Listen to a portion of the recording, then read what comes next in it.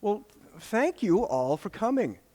It's a full room, which is pretty cool. Also means that I feel like I have some responsibility here to give you your money's worth, I suppose. I'm Greg Neagle. I think I don't want to go into deep, sometimes people put up a big slide, who am I, and all that stuff. I've been around long enough that a lot of people know who I am. And more importantly, you didn't come here, you don't care so much about the person, you want to know what they want, the story they want to tell you. So we'll get right into that. We're going to talk about password syncing. And it's really helpful to kind of look at what we did in the past to figure out how we got where we are today. And people using computers all throughout history have encountered problems. And then they've come up with solutions for those problems. And then over time, things change, the way they need to use the computer or the constraints that they have change, and so additional problems show up, and more solutions have to be developed. And computers used to be really, really rare. There were very few of them. They took up an entire room. They needed a team of people to run them. And they really could only run like a single program at a time. And it took a long time to set the program up and run, because they were either using paper tape or punch cards, or really long time ago, little toggle switches to set up the program. And so what they came up with is a system called batch processing. You would genuflect to the high priestess of computer, and you would give them your code to run. And they would put your code in a queue, a long line of code to run. And if you were lucky, you could give them code today. They might run it overnight. And if you're really, really lucky, you would get the results the next day. Or more likely, you'd get a notice that your program had crashed. And then you'd have to start that whole cycle over again. So can you imagine how tedious it is to debug a program in that sort of situation? So computers are rare, but by the 60s, they'd begun to be mass-produced. This model here had over 10,000 units installed by the mid-60s. I think this might be where the word big, or the phrase big blue came from, because IBM's computers in the 60s were all blue. But because they were still very expensive, organizations tended to own very few, if any, computers, or they would even lease them. So they needed to develop a system so that more people could use them. And so in the early 60s, the idea of time-sharing computers was developed. And the idea was that multiple users could share a computer, because the computer would run a little bit of one person's program, pause, save the state, run a little bit of the next person's program, and they could run multiple programs by slicing the time up and sharing the resources that way. And very early in the 60s, there was the first sort of general purpose time sharing system was called CTSS, for compatible time sharing system. And it had these amazing features, like it supported up to 3 consoles at the same time. 3 people could use the computer at the same time. And they used things that looked like this. They would type in, and then the stuff would print. That little thing on the left is a paper tape reader. Each user had access to 2 tape drives. One tape drive had their user files. Think of it like your home directory. Another tape drive held the program that was going to be run. And then there was a third tape drive that had what was called the system commands. So think of that as the OS. There were no disk drives. Everything got read in slowly via tape into the memory, run the program. It's so very, very primitive compared to what we're used to today, but that very first system, one of the console commands that you would use to start your session was you would type the word login. And you would log in with your name, and then you would also use a password. And so this was a solution to a problem. You're sharing this computer, you want to have a space for your stuff, and you don't want other people to get into it. So the login is, like the little cubby you had in kindergarten, little space that's just yours. You can put your stuff in there, go out and play. When you come back, your space is still there. And then the locker metaphor, that's our password. We have a combination on the locker so that people can't get into our stuff. Pretty elegant solution. I find this one really funny. This is also at about the same time. Massachusetts Institute of Technology had a project called Project Mac. And it was a project to create a computer system that could serve a large number of users simultaneously. And they started with that CTSS, but they built upon it. They realized that they needed something a little bit more powerful. And so MIT, Bell Laboratories, and General Electric worked on a system they called Multics, which stood for the Multiplexed Information and Computing Service. Now, any big project that has a lot of smart people working on it, a lot of disagreements. There was a group of people who just thought they were going completely the wrong direction with it. And so late in the 60s, 80, 68, 69, a group of researchers from Bell Labs kind of went off to the side and went, we don't like where this Multics is going. And they started working on something that would become what we know of as Unix. And Unix, of course, is still with us today. Mac OS is derived from the Berkeley Standard Distribution, or BSD, Unix. And of course, Linux, which is probably the most important operating system in use today, was basically started as an open source clone of Unix. Little side note, very early in the development of Unix, they started using this terminal here. This is the Digital Equipment Corporation VT100 terminal. 24 lines, 80 characters of text. First models were black and white only. Control G rang a bell. We still use this today. When you open up terminal.app, it is doing VT100 terminal emulation. So command line programs are still using the same underlying code to talk to this app that they did to talk to those big glass and plastic terminals. And if you don't believe me, you can take a look at the etcttys file on your Mac today and still see a bunch of references to VT100. There are also other files, termcap, and there's all sorts of references to VT100. I'm guessing VT stood for video terminal. I mean, they weren't super creative about naming back then. So we moved into the 70s. Microcomputers became more capable, and they were definitely cheaper than the big mainframe hardware. So now organizations could perhaps afford to own multiple computers. And now if you worked for that corporation, maybe you had accounts on multiple computers. And so now you had to either keep track of usernames and passwords for each computer, or maybe you had to log into computer A, change your password. That's not good. Walk over to the, I just unplugged my laptop. Let me fix that. Walk over to the next computer. So you had to manually keep your passwords in sync, and that obviously is pretty tedious. So people started to think about how could we centralize account information? How could I have my account information in one place, and then all the computers would use it? And so originally in Unix, and actually this is still true today, the user information was simply kept in a file on your local machine. So this is the etc password file. It still exists on your Mac today. It's used if you boot into single user mode still on the Mac. And it is still in use on Linux. If you have a Linux machine at home and it's not connected to some network directory service, which is probably pretty common for home Linux users, this is where your user account information lives, is in that etc password file. And there's group information also in a local file. So in my research, I couldn't really find any evidence for the thing I'm about to tell you. I'm making this up. But just how I know people's brains work, especially having dealt with systems administrators for 20, 25 years, I really, really suspect the very first attempts at doing sort of centralized directory servers were just cron jobs that took master files and copied them from some master computer down to a bunch of other computers. So you had to be really careful which computer you changed your password on, because otherwise it was going to get overwritten.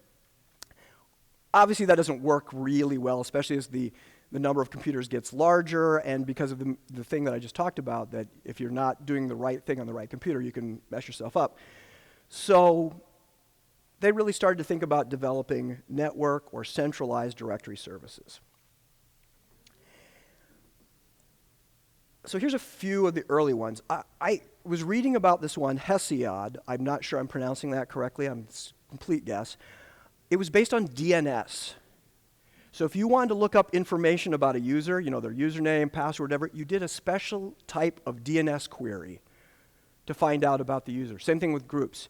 Does anybody think that a little bit crazy? I mean, you mean DNS? But it was a typical thing that you see in computer history. Is we have one technology, we have another problem. What do we already have? What do we already know that we have that we can use to solve that problem? Even if it's not a perfect fit, it's like, okay, let's try this and see what happens. Sun had a directory service originally called Yellow Pages or YP, and then I think they got sued and they changed it to Network Information Services. And it's been around a really long time. It started in Solaris, but it was in initial versions of Mac OS X. In fact, it was only removed from Red Hat Linux very recently. I think it was there up through Red Hat Enterprise Linux 8. And the next step, again, because Apple purchased Next, or the other way around, depending on your point of view, this NetInfo system was available in the early versions of Mac OS X. And in the late 1980s, there was this set of standards for directory services and other electronic communication, a bunch of stuff like that was being developed, and it was called X500. And these standards were over-engineered, incredibly complex. Nobody liked them. So pretty much, they don't have a lot of validity today. But if you're wondering, why do certificates have such goofy naming conventions? That comes from X500. It's actually X509, but that was in the X500 standards. Another thing that was in the X500 standards was this protocol for accessing a centralized directory service, and they called it Directory Access Protocol, or DAP. And again, not very popular. It was super complex. It was hard to implement. But it did inspire two subsequent directory services. One was Novell Directory Services, which I will not talk about any further. And the next was LDAP, which stood for Lightweight Directory Access Protocol. And this was developed in the very early 90s at the University of Michigan. Very successful.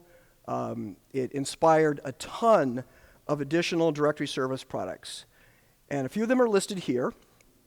But for Mac OS admins, the two of greatest interests are, of course, Apple's Open Directory and Microsoft's Active Directory.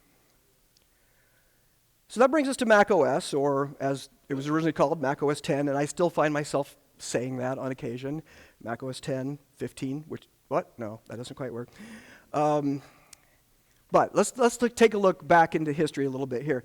In Mac OS 10.0 and 10.1, there was a tool you used to configure directory services called Directory Setup. And it offered support for NetInfo, which came from Next, and LDAP v2, which was an earlier version of the protocol. In 10.2 Cheetah, they added a whole bunch of stuff. I'm not sure how much of that stuff really actually worked as a directory service. But we get LDAP v3 for the first time. We get NIS in there. So we have a few more things to choose from. They also renamed it. Did I say that? They renamed it from directory setup to directory access. In 10.3 Panther, they added Active Directory. 10.4, they just moved stuff around, changed some names, that sort of thing. There wasn't a big change. But in 10.5 Leopard, we changed the metal appearance, yay. And we renamed the directory utility. And NetInfo disappeared. No more NetInfo. By that time, Apple had introduced Open Directory based on LDAP, and that was their preferred directory service.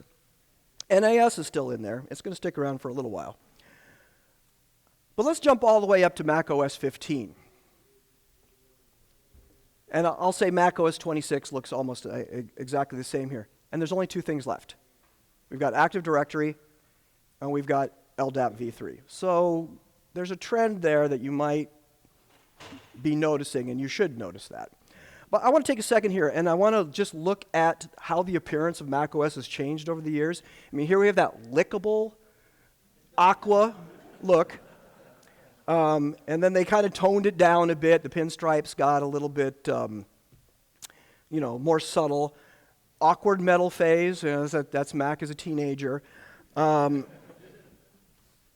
then, eventually they flattened that all out. The 3D stuff, much of that went away. We got rid of the skeuomorphic icons. We went to more abstract-looking icons. And if you see them side by side, it's a pretty dramatic shift. I mean, you can tell that they're from a similar family, but it's quite a difference. But what the heck is going on with that padlock icon? I mean, that's still skeuomorphic. Look at that. It's just a high-res version of the icon from 10.5. It hasn't changed in, 10, 15 years? What does it have on the designers? You won't change me. It's very weird. But let's back up a bit here. You're probably asking, maybe you're not, but you should, why would you even use a centralized directory service on Mac OS? And I will agree, it doesn't actually make much sense if you're a home user. Why would you do that? And if you're a small business, maybe it doesn't make sense there either. But once you get to become a medium-sized business or a larger business, there's a lot of advantages. There's advantages for users, because users can use one username and password to log into their computer, maybe other computers like in a conference room or a lab, maybe computers of a different operating system. They're using the same username and password to get to their email, maybe to connect to file shares, log into websites. Just having that one username and password is really, really advantageous. In fact, back when we were first moving to this, we called it single sign-on. We wouldn't call it that today, but that was, every generation or so, they have this new thing called single sign-on, and it never is a single sign-on, is it? But if you're an admin, there's also some advantages. You have a lot more control, right? You can enforce complexity of the password. You can force the users to rotate their password on a schedule. You can check to see if their passwords might be a little too weak and can be easily hacked. If the user leaves the company, you can disable their account, and now they can't get access to any of the company resources. And when that user forgets their password, you don't have to go visit their computer and help them out. You can reset a password, from a centralized console. So from an admin perspective, a lot of advantages there. And in the first decade and a half of this century, both Microsoft and Apple had this really strange idea that it would be a really good idea to put management controls inside the directory service. So a lot of things that we would use MDM now to manage for a computer or for users, those were in the directory service. Active Directory had a concept, probably still does, called group policy objects. And Apple's Open Directory had something called MCX. Don't ask me what that stands for, because I've heard 5 or 6 different explanations, so we'll just call it MCX. And if anybody's been looking at the arrow there, if one directory service is good, then 2 must be better, right? There was a time when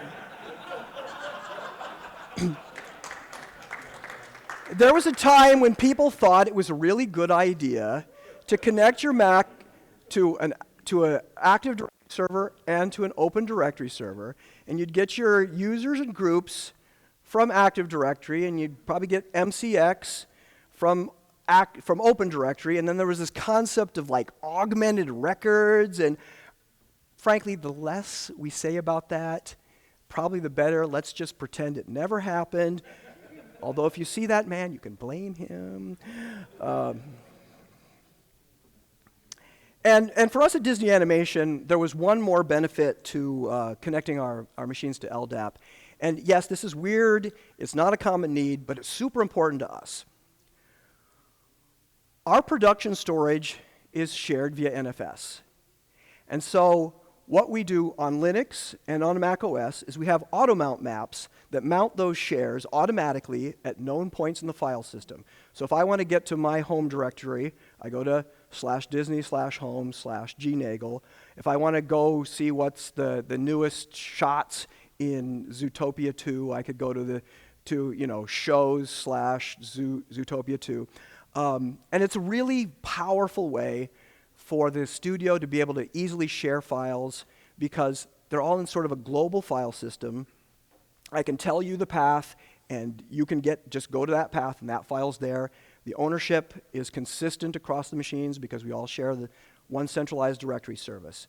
And 20 years ago, we even configured our Macs to use the same network home on NFS as the Linux boxes. So you could walk up to any Mac or any Linux box in the studio, sit down, log in with your LDAP username and password, and get your home directory, no matter what machine you're at. So I'm going to a conference room. I don't have to take my Mac with me. I can just log in the Mac that's in the conference room, still have all my stuff. It was really a magical, magical time. But you might notice there's a certain type of computer missing there. Yeah. In the early 2000s, we actually didn't really have very many laptops running Mac OS X. I think there were some running Mac OS 9 still. The few ones that we had running OS X were sort of treated as one-offs, manually managed, not really used in a production capacity. They were probably, used as email machines, that sort of thing. But, Apple's laptops were getting better and better, and users wanted them. They was like, can we have a laptop? And I want to be able to use it for production work. I don't want to, just only be able to use some websites. I want to be able to get to production files, and I want to use Photoshop, and I want to use all that sort of stuff. But if you think about it, since we were using LDAP to log in, and we had NFS home directories, the machine goes off the network, a laptop goes off the network, is useless, right? I can't log in, I can't get to my stuff. So how are we going to do that? How are we going to help our users that use laptops get access to all of those things? Apple had a solution. In Mac OS X Panther, they introduced something called mobile accounts. And a mobile account is just a local account, but you can think of it as sort of a cache, a local cache of a network account. So the user logs in, it grabs that information from the network service, copies it locally, and now we have a local copy of the credentials and stuff. So when I'm not on the network, I can still log in because the machine knows who I am and knows who my password is. The name, GID, UID, password are all synchronized, and they're the same as LDAP. And in 10.4, I didn't mean to go past that. Let's go back there. In 10.4, Apple introduced portable home directories. I didn't hear anybody boo. That's very interesting. Well, that's why I expected some booing and hissing. The weird thing is I kept hearing people tell me how they didn't work. They worked for us. We weren't using Active Directory. We were using LDAP. We weren't using Windows shares. We were using NFS. So I think I see Tim laughing there. He's like he doesn't believe me. Okay. But portable home directories could also be thought of as like a local cache of your network home directory. When you logged in or you logged out, periodically the contents were synchronized from your network home directory to your portable home directory. And initially, they actually did work pretty well for us. So we were able to implement both mobile accounts and portable home directories, and now we had laptop users that could log in with their Disney Animation, LDAP credentials, whether they were on the network or off the network, and they had access to all their files in their home directory. Yes, they didn't have access to the other NFS shares when they were off the network, but they did have access to their home directory no matter where they were. And it was great. All of our Macs could use a single consistent login to access all of our resources. Now, I'm going to be completely honest and tell you that over time, we found enough problems with portable home directories, both just from the technology, but also Apple changed how Mac OS worked over the time such that a lot of stuff started moving into databases instead of being flat files, and it just didn't work very well over NFS. So over time, we kind of moved away from portable home directories and even network and even NFS homes on machines that never left the network, and went to totally local home directories, and I think people were a lot happier there. But mobile accounts continue to be useful. We are still using mobile accounts for a large number of our users today. And that's because they are a solution to a very specific problem that we have, which is we need to have that consistent UID. I need to be UID 4389 no matter what Mac I log into, because that's what my UID is in LDAP, and any file I have on NFS has that UID. It needs to be consistent. So, finally, this brings us to password syncing.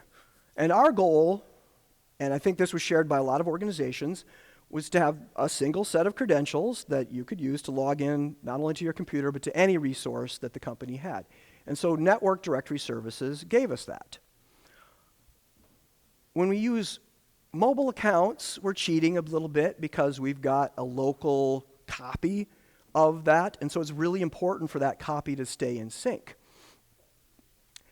And when we talk about password syncing, what we really mean is credential syncing, because we need to have the username be the same too. It's just that most people don't change their username on a regular basis. Some people do. They get married, stuff like that. But it doesn't change as often as a password. Passwords, depending if you have a really nasty organization, you might have to change your password every 30 days or 90 days. You might be luckier and have to change it less often than that. But most organizations to this date seem to dictate periodic password changes. But let's look at how password syncs in mobile accounts. So the user enters their credentials at the login window, and then macOS looks and says, hey, can I reach the network directory server? And maybe they can, maybe it can't. And if it can't, it looks at the local credentials, and if those are good, lets you into your computer. If it can see the network directory service, it attempts to authenticate against those credentials. And if that's successful, we copy those credentials that we just successfully used locally. So we've got a cache of them. And then you can go ahead and let the user into the computer, they get to their desktop. But an important thing is that synchronization process happens at every login, every time you clear screen lock, anytime you unlock a preference pane with the little lock in the corner there. So it was really, really good at keeping that user account password in sync with the network account. So great, okay, we're done. Everything's done. We have a perfect solution. It just works great, and we can all go home. I wish. In practice, though, I think anybody who's done this will realize there are definitely problems. A really big one was password expiration. There was no mechanism in Apple's mobile accounts to let the user know that their password was expiring on the directory service. So it was very common for Active Directory, it's going to expire. If you're on a Windows box, you'd get a little, hey, your password's expiring pretty soon. You didn't get that notification on the Mac.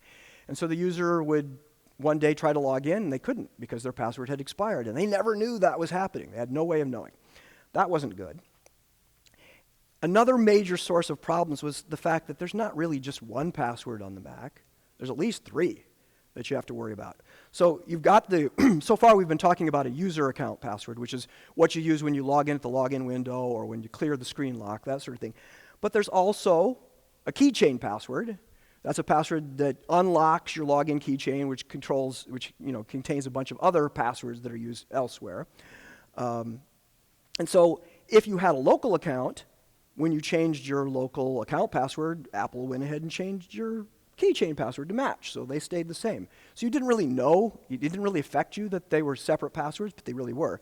And of course, in many cases, there's a file vault password involved as well. And again, with a local account, when you changed your login password, Apple went and changed the file vault password as well. And so everything just sort of magically kept in sync as long as you were using Apple's tools with a local account. But they've got up here, you can see, you're typing in your old password and your new password when you change your password. So we've got all the information we need to update the keychain password and the file vault password. But when you go to something outside the OS, if you've got a network directory service, if you've got if you're using Okta, if you're using Active Directory and you go to a web page to change your password, or maybe you change your password on a different machine, like you've got two machines, I've got a Linux box, I've got a Mac, I'm going to go change my password over on that Linux box.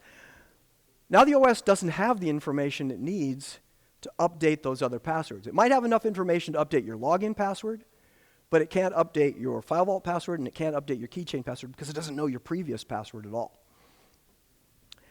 And that leads to problems. People change their password, they're fine, they can use their Mac, and then after they've ignored the prompts to update Mac OS for 90 days, 100 days, whatever, and they finally reboot their Mac, File Vault comes up, and they type their current password, and they're locked out because they're not thinking that, oh, File Vault. I mean, why would they? It looks the same. File Vault password is their old password, and if they've waited too long, they may have even forgotten their old password, and now they got to call the help desk, and cats and dogs. It's just horrible. So several tools were developed over time as partial solutions to these problems. AD-Passmon was a tool that notified users when their Active Directory password was going to expire. It also helped them change their password, update the login keychain, that sort of thing. Curbminder was a tool to help you get Kerberos tickets from Active Directory, and so if you were using that tool, you really didn't need to keep your local password in sync with your Active Directory password because you could get the Kerberos tickets that allowed single sign-on to work without that.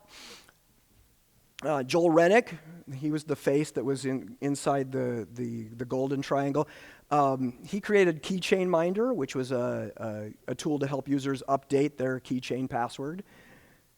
Enterprise Connect was a tool that Apple Professional Services made available, and it was yet another attempt to bring a lot of the benefit of binding to AD without binding to AD. It would get Kerberos tickets, it would help you change your password, I think it could mount file shares, but it was really difficult to get a hold of, especially if you were outside of the US.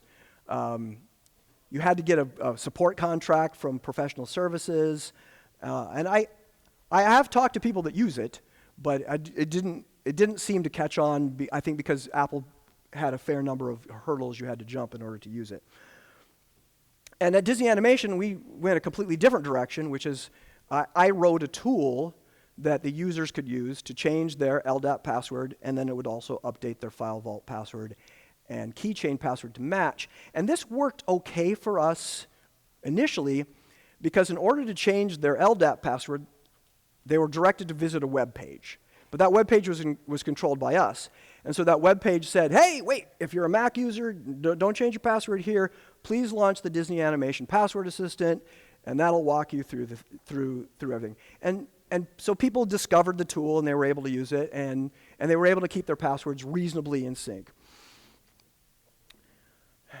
So almost 10 years ago, Joel Rennick, the guy who had written Keychain Minder, the guy who popularized the golden triangle, he'd just come off a stint with Apple, and he had started a new company, and he was working on tools that would be of interest to Mac admins. And one of those tools was called Nomad, and he first demonstrated that at Mac Sysadmin in 2016. And it was open source, but you could buy a support contract from his company. And it was written in Swift, which was the new exciting language at the time. But most importantly, he attempted to implement some of the lessons learned by dealing with Active Directory and Macs over the years.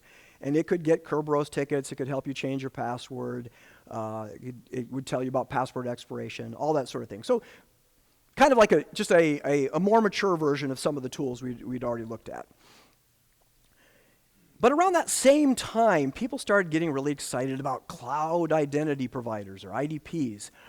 There were standards like OAuth and OIDC and SAML, and organizations were bringing these in-house so they could sort of unify the process of logging into various websites.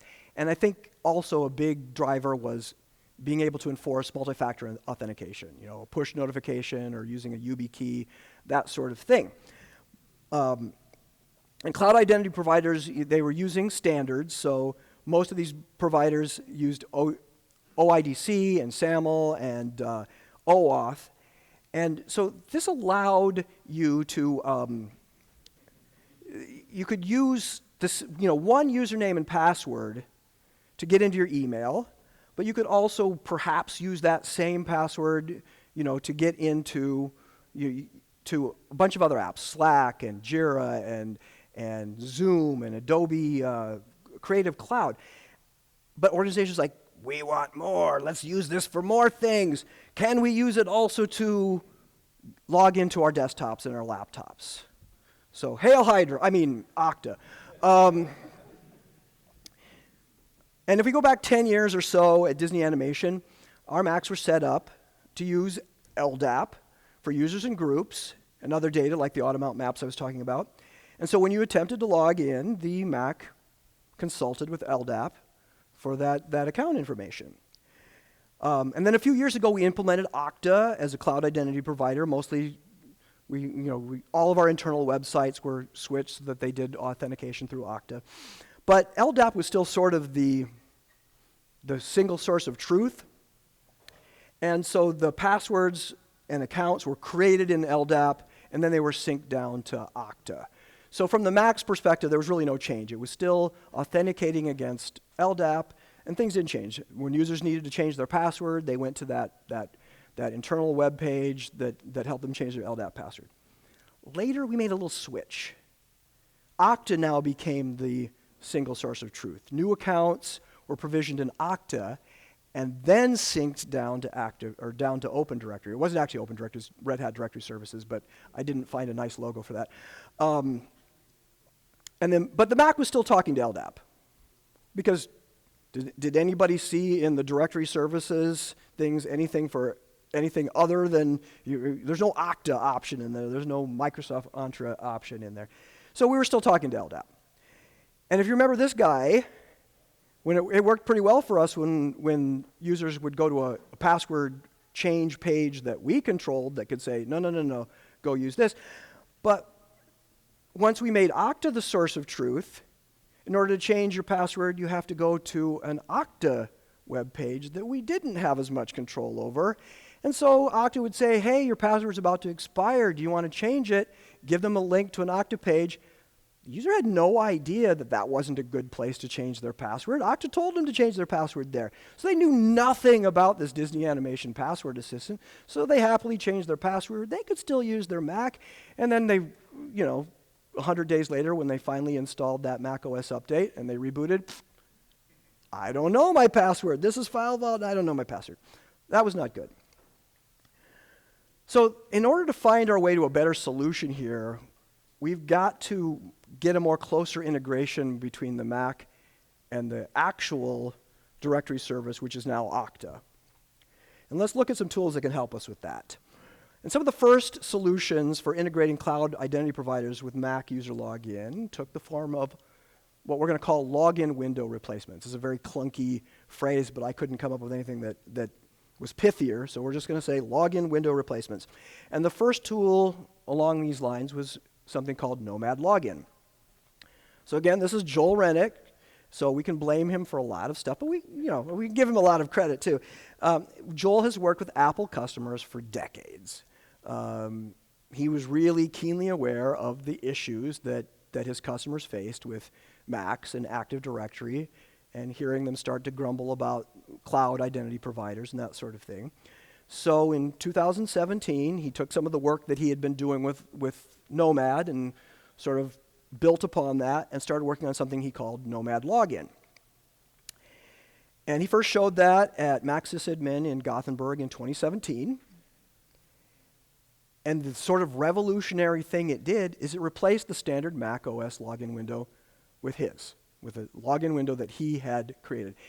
And if you really think about it, he's stealing credentials here. That's what these login window replacements do, right? You're typing in your username and password into something where we can get those credentials.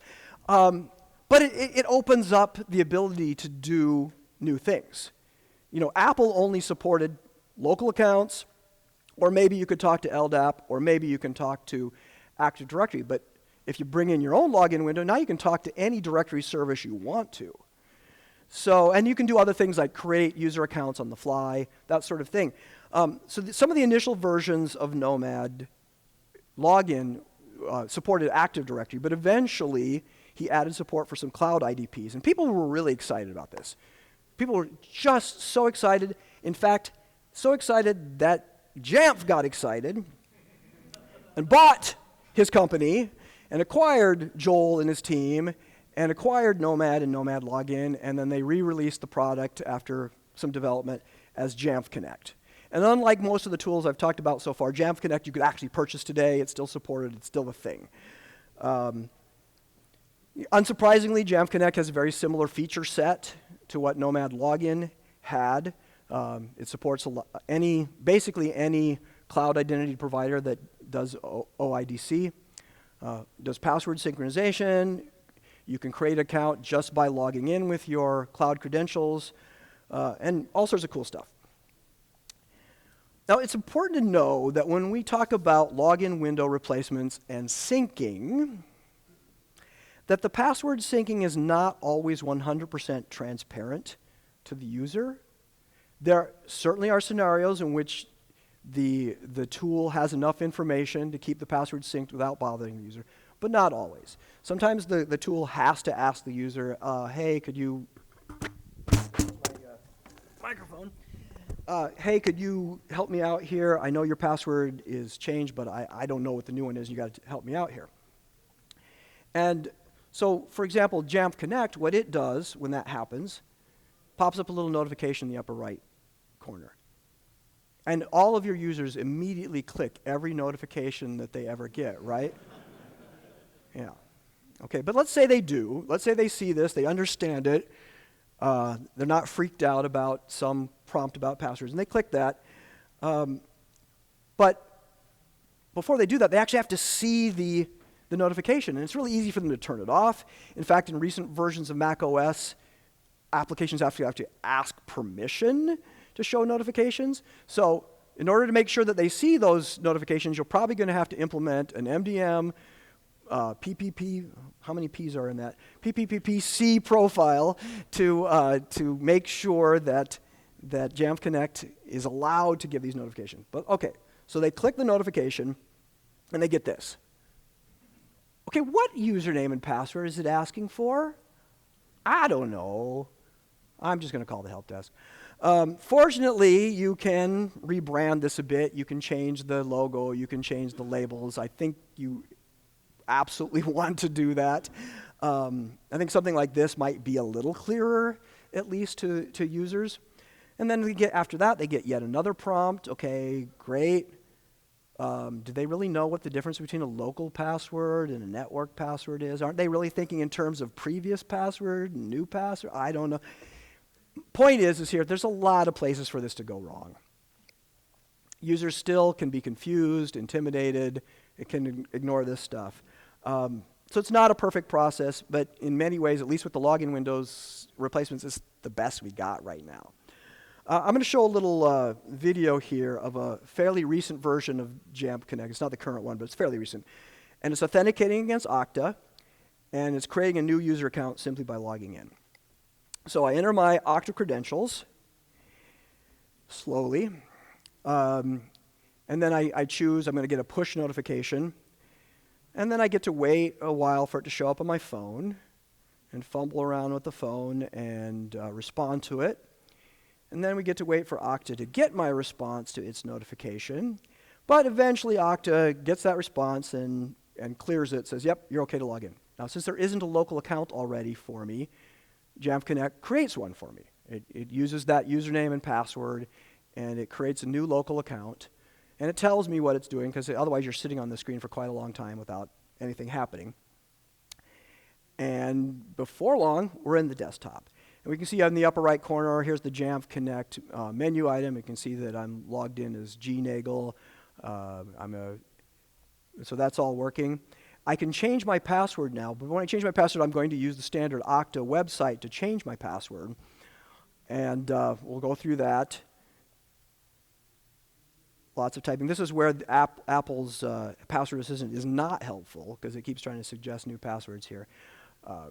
So I reset my password. Now the problem is I just reset my password on a website. There's no way for Jamf Connect to know that happened.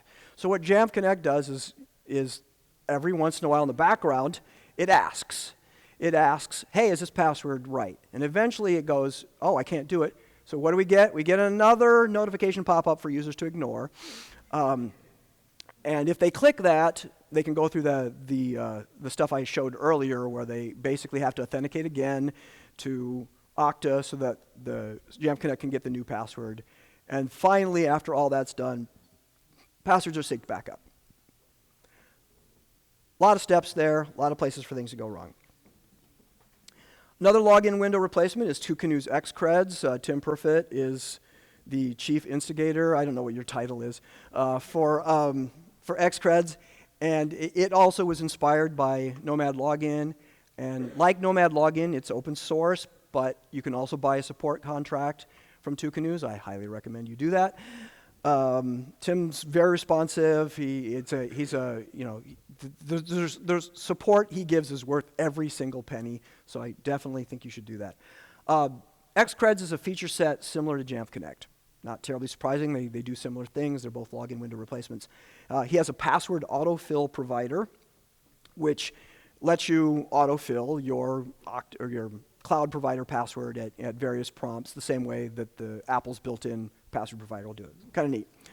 And like Jamf Connect, it tries to keep the password synced automatically and silently, but when it can't do so, it'll pop up a window for you to re-authenticate with your cloud provider so that it can synchronize the passwords up. So I've got a little short video here showing how Xcreds replaces the standard macOS login window with your cloud provider's login.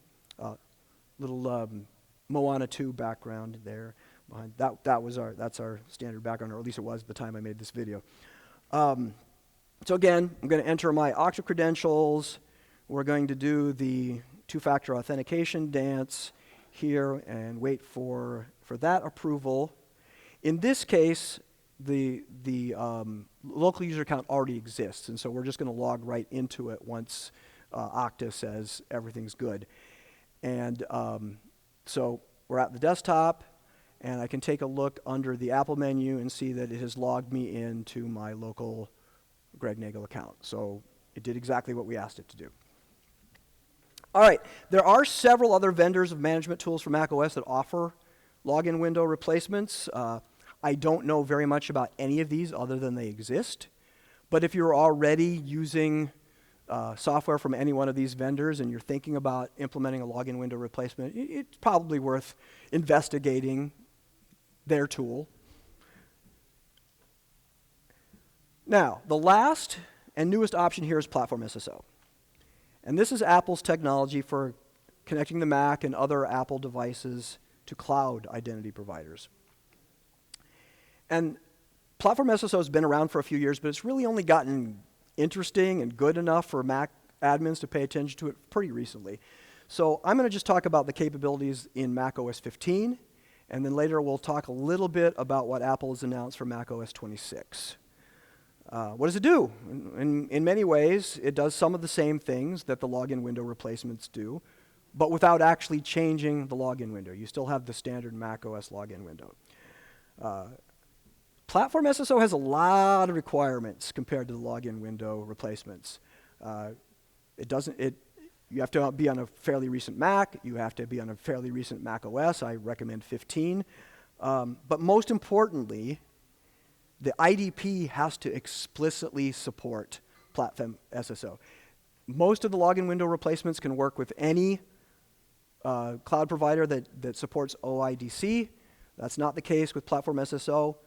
The vendor absolutely has to add support, and there's only 2 that have done so far. Platform SSO supports a couple different authentication methods. The first one, password, is similar to everything we've talked about, where the user authenticates using their password. And this is the only method that gets you synchronization.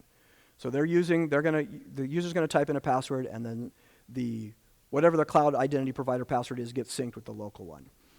There's another option where a key is stored in the secure enclave, and that's why Platform SSO has a much smaller number of Macs that it supports, because not every Mac has a secure enclave. so it's got to have one. And in this case, you can think of it a little bit like Windows Hello for Business. So at registration, a key is generated, stored in the secure enclave, and that's what's used to authenticate with the cloud provider. The local password doesn't matter. It's not synced at all. I think of it like the device PIN, like when you unlock your phone, or a PIN in Windows Hello for Business. And then there's a support for smart card. I really don't know anything about this other than it exists. It's used in high security environments like Department of Defense. Does anybody here use smart cards? I'm so sorry, yeah. There's definitely some things that Platform SSO doesn't do. If you need MFA, Platform SSO doesn't do that. Through Mac OS 15, you can't actually use it to create that very first user. First user has to be created some other way. It doesn't prompt for the password change at the login window. So now we're back to that password expiration problem. But the most important thing is that requirement for explicit support from the IDP vendor. Now, going back to the MFA, if you need that, and Okta is your provider, Okta actually offers another product, which I'm sure they're happy to accept more money for, to give you desktop MFA. So you could use Platform SSO and this product, and you could have MFA at the desktop. But this one, where the where the IDP vendor has to have explicit support for Platform SSO, has caused really two problems here. It really delayed people actually using and testing Platform SSO because they had to wait for the IDPs to support it. And it took, at one of the earlier sessions today, the presenter said that Microsoft's is still considered public preview. I don't know if that's true, but that shows you how far behind this is. And then Okta is really the only other vendor that currently supports it. And because of that, not as many Mac admins have actually used it and played with it and tried it, and therefore they've not given Apple feedback. And so it's really slowed down the development of Platform SSO. Not much we can do about that. I guess if you can complain to your IDP vendor when you're going to support Platform SSO. But in my opinion, all of that other stuff aside, there's also a pretty significant problem with the enrollment. It's user-driven. It means that, and that's in keeping with Apple's stance about user privacy and user agency. But it does mean that it could be more confusing for users. And right now, they can just skip it. They can ignore any attempt to get their machines enrolled in Platform SSO. And to show my point, here's a little video of Platform SSO against Okta. We're going to register ourselves. So I just log in. It's a local account. And shortly after I arrive at the desktop, I get a little pop-up in the right or upper right telling me that registration is required. Now, I'm going to be the good citizen and click OK, but people could ignore that. And I'm prompted. This is one of many prompts for some password. I hope I'm putting in the right one. Is this my local password? I don't know. Another prompt, kicked over to an Okta website, put in my Okta credentials there. OK, we get to do the two-factor authentication dance again. And that takes a little bit of time, but then when that's finally done, then we're probably done, right? Because this goes away and we're done. Okay, yep, my identity, we're done, right? Yeah, no, we're not even close to being done. We've got some more prompts we have to do, and we have to enter our password again. And now are we done? Let's wait a little bit. Maybe, oh, yes. Okay, wait, is there going to be another pop-up? No, okay. If we go to System Settings, we go to the User and Groups Control, Systems pane or Settings pane. We'll see, I'm a standard account. It shows that my password is synced with my WDAS Okta password. I can see that I've been registered and I have SSO tokens. So that you can look in there and see the status of an account. So that's the registration. You can see there's a lot of steps in there. There's a lot of places users could be confused. We really wish we could automate a lot more of that. But in my opinion, again, once we jump through all those hoops, once you have a functioning Platform SSO setup, it arguably solves the password sync problem probably better than any of the other solutions because it works at the file vault login. So I can shut my computer down, go to another computer, change my Okta password, power up my computer, enter my brand new Okta password at the File Vault login, and it works. Now, your mileage may vary. The computer has to be able to join a known Wi-Fi network or be plugged into Ethernet. But the fact that it ever works at all is actually very amazing. And it works at screen unlock. There's more opportunities for it to synchronize that password. And some of the current issues with Platform SSO are going to be addressed in Mac OS 26. It'll work at automated device enrollment. The user is basically guided through, and they have to register with Platform SSO. They can't skip it. And also new in Mac OS 26, it can create that first account with the username and password from the cloud provider, so we could potentially use it in zero-touch deployment scenarios.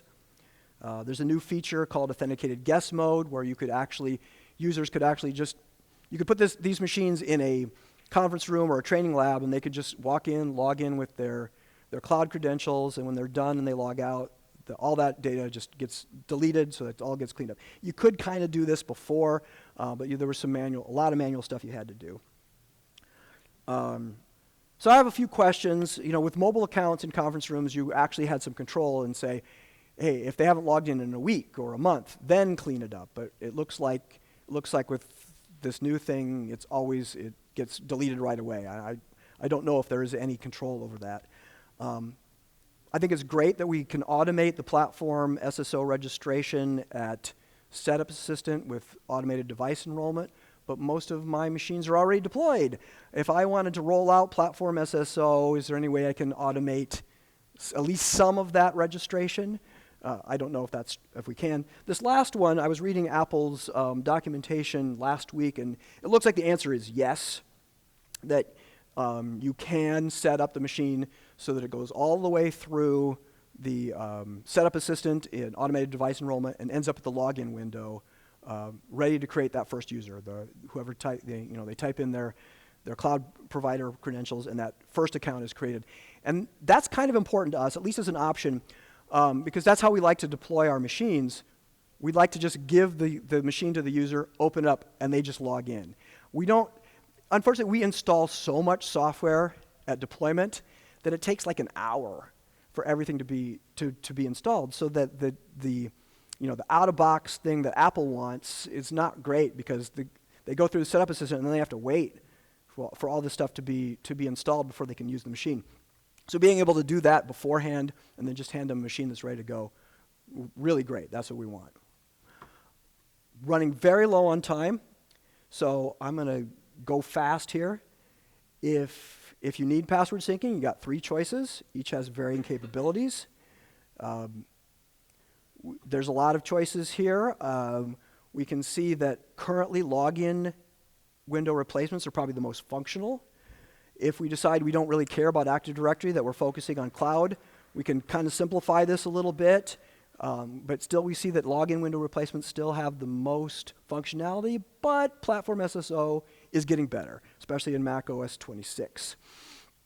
We at Disney Animation had this problem with the password syncing. We examined a bunch of alternatives. We did not choose Platform SSO yet, partially because of some of the things I've talked about, partially because enrollment is really complex. But the key thing was that UID thing. Those local accounts that we have to have that UID so that they can access the correct files on NFS. But that's probably not a very common need, and so it's more likely that Platform SSO will work for you. So future, what's going on in the future? No idea. But you might notice a pattern with directory services. I don't think it's too crazy to think that more of those things are going to disappear and that we won't be able to use some of that stuff. So again, I've got 37 seconds left. So I'm going to suffice it to say, don't ignore stuff like the login window replacements and Platform SSO. I think Apple's made a pretty clear statement of where they're going. And if you are relying on some of the older technologies like binding to Active Directory, Apple could yank that rug out from under you at any moment. So take a look. So Here go the slides super fast. Come on, faster, faster, faster. Anyway, there's a thank you slide at the end. Thank you very much for coming.